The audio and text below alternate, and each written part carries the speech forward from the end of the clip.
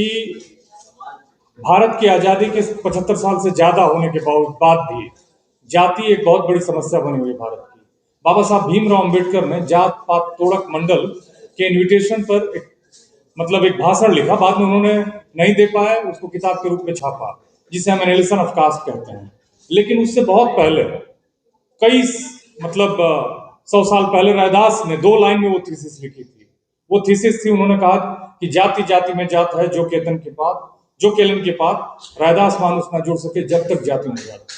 तो 2 लाइन की थीसिस थी। बाबा साहब ने एक पेपर लिखा, पर्चा लिखा। अब लोग किताबें लिख रहे हैं, बोल रहे हैं, समझ रहे हैं।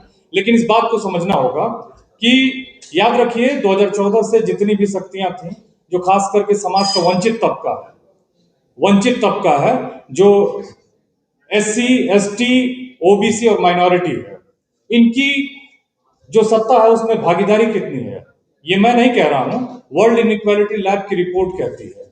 उसने स्टडी किया 2012 से लेकर 2022 तक, 10 सालों का अध्ययन किया, और उसने फ्रांस की पेरिस से उस रिपोर्ट को छापा, और उसने बताया कि जो रिप्रेजेंटेशन है भारत के धन में वो बहुत खराब है SC, ST और OBC का। OBC जो भारत के धन में करीब 18% था, उसका 2012 से पहले हिस्सेदारी वो घट के हो गई 9%। SC, ST की जो भागीदारी थी वो 1.8% थी, जो थोड़ा सा बढ़ी है, 2.3 हुई है। और माइनॉरिटी को लेके, SC, ST माइनॉरिटी और OBC को लेके ये पूरा तबका जो है 13% रिप्रेजेंटेड है।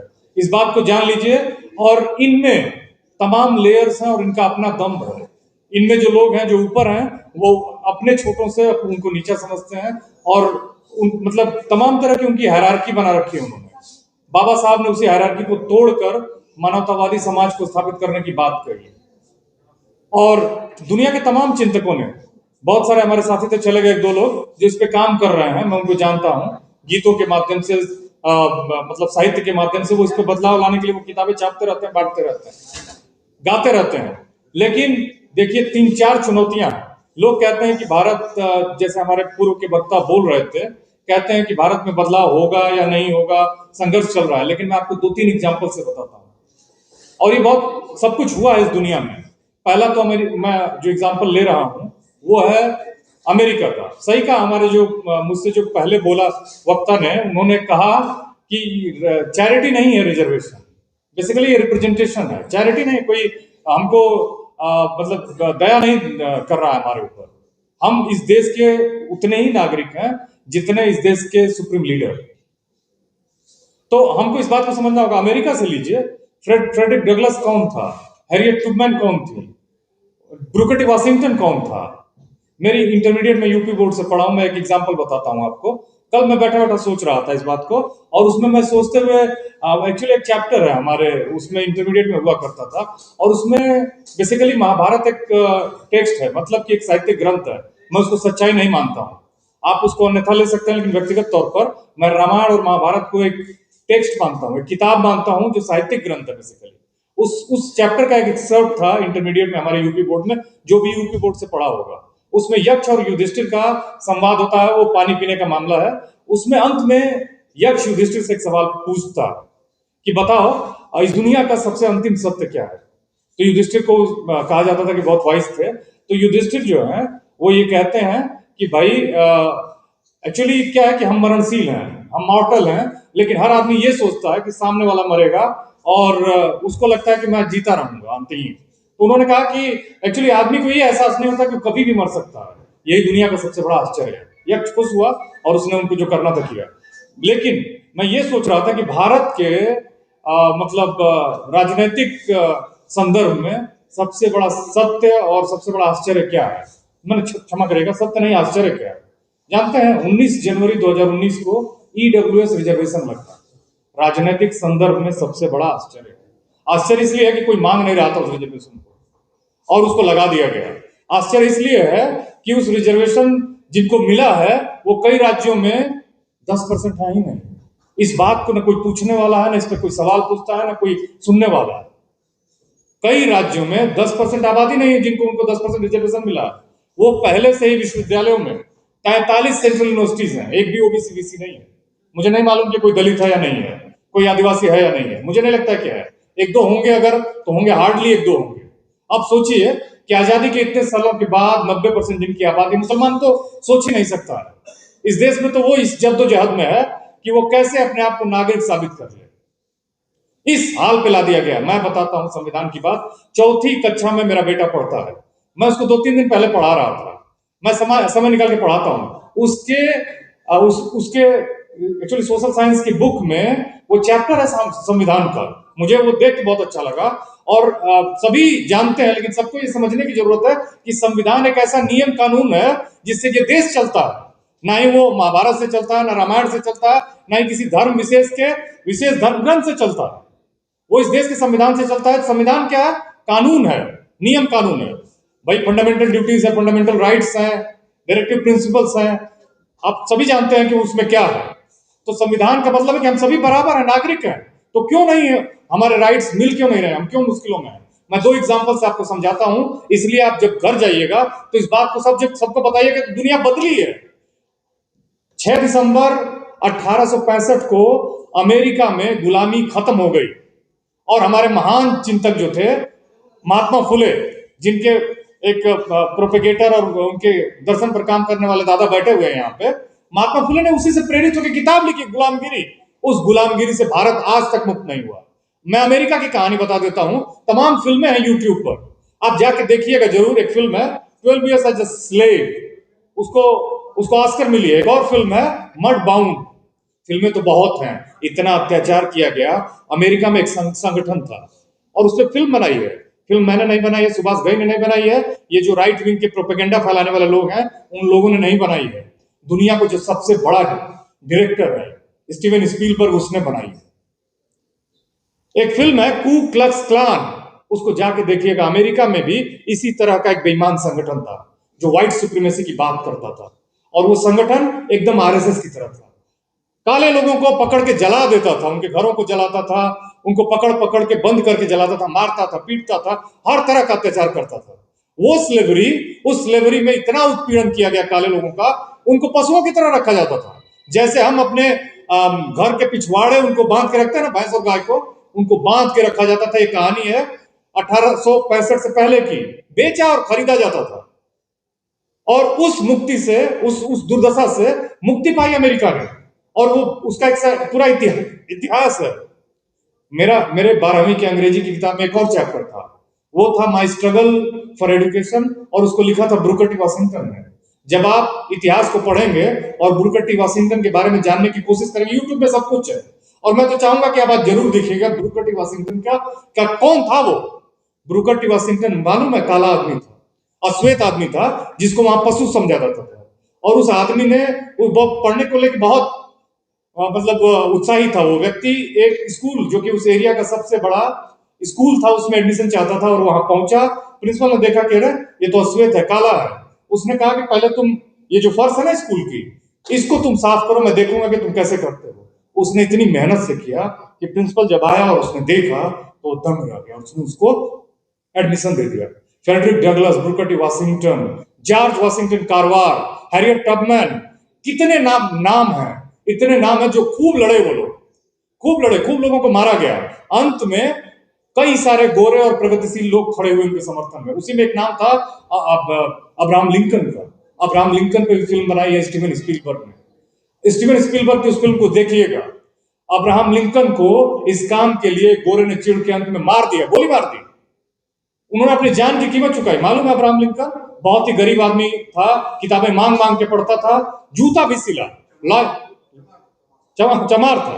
दादा ने बोला चमार था। जूते सिल सिल के पढ़ाई की, और जूते सिल के पढ़ाई की, कोर्ट में वकील हुए तो फ्री में लड़ा करते थे।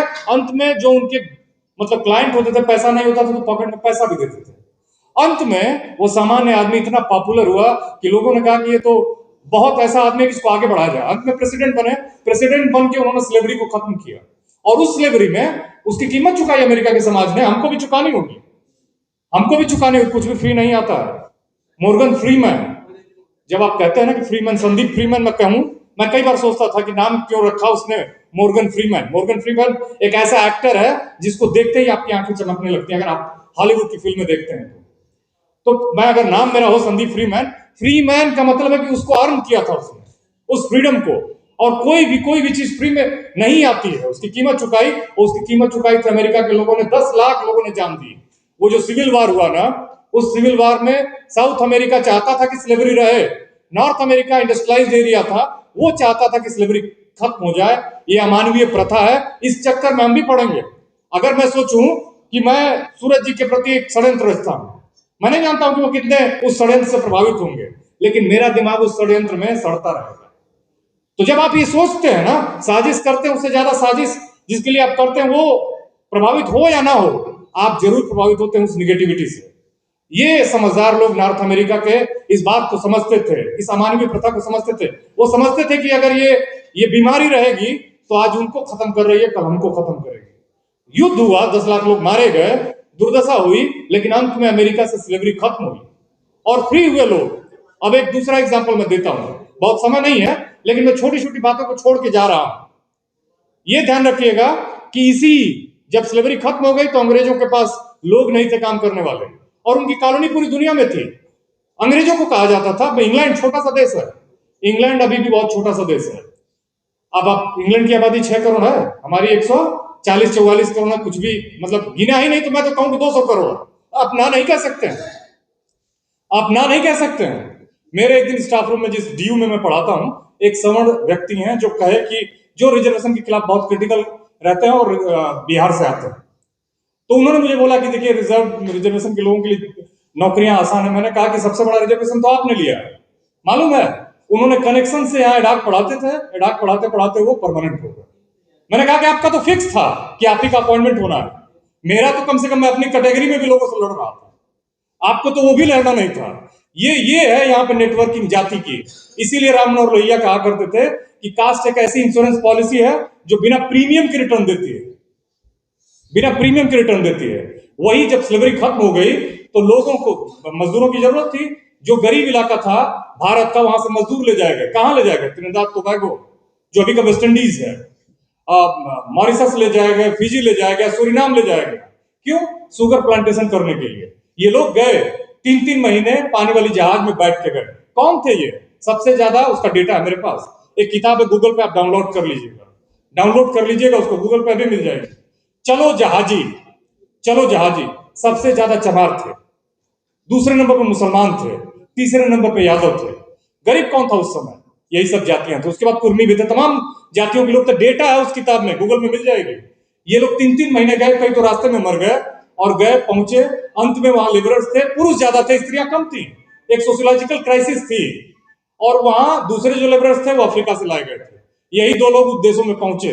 पहुंचने के बाद उन्होंने इतना काम किया, और संयोग से चूंकि सेकेंड वर्ल्ड वॉर हुआ और इंपीरियलिज्म का विरोध शुरू हो गया पूरे वैश्विक स्तर पर, और दुनिया की करीब करीब सारी कॉलोनीज जो कब्जे में हुआ करती थी दूसरों देशों के, वो करीब करीब स्वतंत्र हुई, आजाद हुई। और वो जो कॉलोनीज थी वो भी आजाद हो गई, उनका अपना स्वतंत्र देश हुआ। और समझते हैं, वो लोग जो हमसे बहुत गरीबी में यहां से गए थे, फटे हुए धोती पहन के, उनके पास शर्ट नहीं था, उनके पास शर्ट नहीं था, वो आज हैट लगाते हैं, बढ़िया से कपड़ा पहनते हैं, और इंडिया की स्थिति पर हंसते हैं।